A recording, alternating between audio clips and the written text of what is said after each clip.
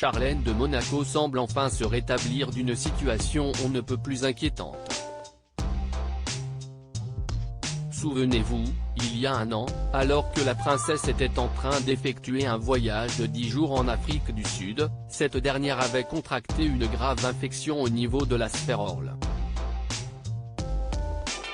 Suite à cette maladie, Charlène de Monaco avait été contrainte de rester éloignée du prince Albert et du Rocher pendant au moins 7 mois. Admise aux urgences dans un hôpital en Afrique du Sud, elle avait été rapatriée en Suisse afin de recevoir de lourds soins médicaux.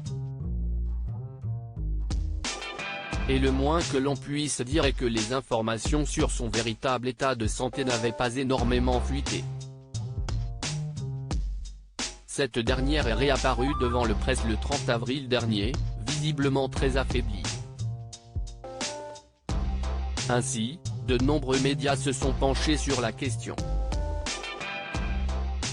Le magazine américain You a ainsi publié ses recherches, déclarant que Charlène de Monaco aurait notamment été victime d'une lourde crise d'épilepsie après avoir été opérée des sinus et subi une greffe osseuse. Charlène de Monaco aurait eu une grosse crise d'épilepsie après son opération CST à la fin de l'été 2021 que cela est arrivé, soit quelques semaines à peine après avoir été transférée en urgence à l'hôpital de Durban.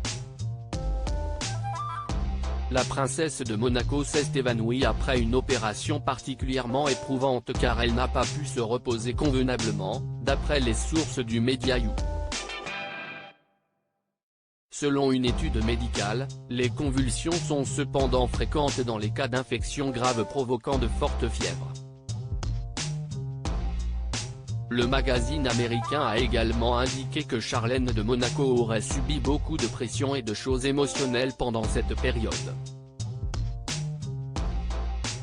Au cours de ces 7 mois passés loin de son mari et de leurs jumeaux Jacques et Gabriella, la princesse avait par ailleurs conscience que les regards du monde entier étaient tournés constamment vers elle.